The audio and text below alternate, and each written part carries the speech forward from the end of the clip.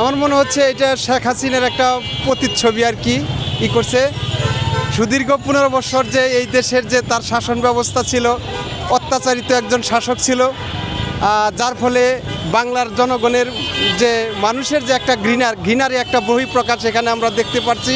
আমি সাধারণ আমি নিজেও তাকে ঘৃণা করি। সে একজন ঘৃণিত শাসক। আমি আশা করি এই ধরনের ঘৃণিত শাসক যেন বাংলার বুকে আর না আসে, সেটা আমাদের প্রত্যাশা থাকবো সকলের আর কি। রাজধানীর রাজু ভাস্কর্যের সামনে ঝুলছে একটি নারীর মরদেহ। আসলে এটা সত্যিকারের নারীর মরদেহ নয়, এটা একটি প্রতীকী কুশপুতুল। এটিকে বা কাহারা ঝুলিয়েছে তা এখনো জানা সম্ভব হয়নি। এই নিয়ে নগরবাসীর মনে নানা জল্পনা কল্পনা।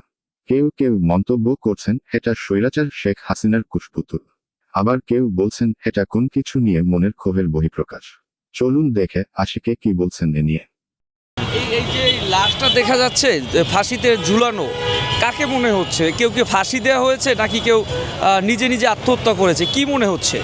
মনে হচ্ছে এটা কোনো একজন অন্যায় প্রতিবাদ স্বরূপ হিসাবে এটা জুড়িয়ে রেখেছে। কেননা উপরে কালো মাস্ক মানে অন্যায় প্রতিবাদ জানায় অনেকে কালো মাস্কের মাধ্যমে, কালো পতাকার মাধ্যমে। ওটা এরকম যে কোনো একজন মহিলা তার নিজস্ব সমস্যার কারণে কিংবা সামাজিক সমস্যার কারণে এরকম করছে।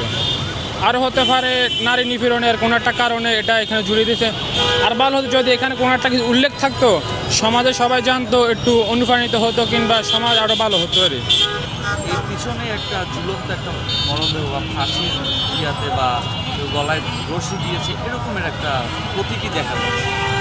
এটা কখন থেকে আপনারা দেখতে পারেন? আপনারা তো এখানে বেশ কয়েকদিন যাবত অনশনে উপস্থিত আছে, ওনাদেরকে কখন এই বিষয়টা কখন আপনাদের নজরে আসলো বা কারা এটা করলো বা এটা কার লাশ সে সম্বন্ধে আপনারা কিছু, কার প্রতীকী লাশ বা কাকে প্রতীকী ফাঁসি দেওয়া হচ্ছে বা কেউ প্রতীকীভাবে ফাঁসি দিয়েছে ওইটার প্রতিবাদের জন্য দেওয়া হয়েছে, এভাবে কোনো কিছু আপনারা দেখেছেন কি না?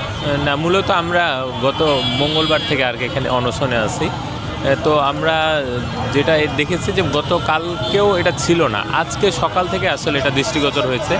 এবং এই বিষয়ে আসলে এর থেকে আমাদের বেশি কিছু নেই, কারণ ওখানে কোনো ধরনের কোনো স্লোগান কিছু ছিল না বা কোনো উদ্ধৃতপূর্ণ কিছু ছিল না। আমরা জাস্ট খালি এই পিছনে আমরা খেয়াল করছি সকালে আজকে যে এটা গত রাত্রে হয়তো কেউ করে যেতে পারে, এটা আমাদের অবগত না।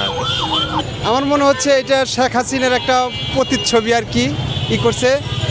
সুদীর্ঘ 15 বছর যে এই দেশের যে তার শাসন ব্যবস্থা ছিল, অত্যাচারিত একজন শাসক ছিল, যার ফলে বাংলার জনগণের যে মানুষের যে একটা ঘৃণারই একটা বহিঃপ্রকাশ এখানে আমরা দেখতে পাচ্ছি। আমি সাধারণ আমি নিজেও তাকে ঘৃণা করি। সে একজন ঘৃণিত শাসক। আমি আশা করি এই ধরনের ঘৃণিত শাসক যেন বাংলার বুকে আর না আসে, সেটা আমাদের প্রত্যাশা থাকবো সকলের আর কি।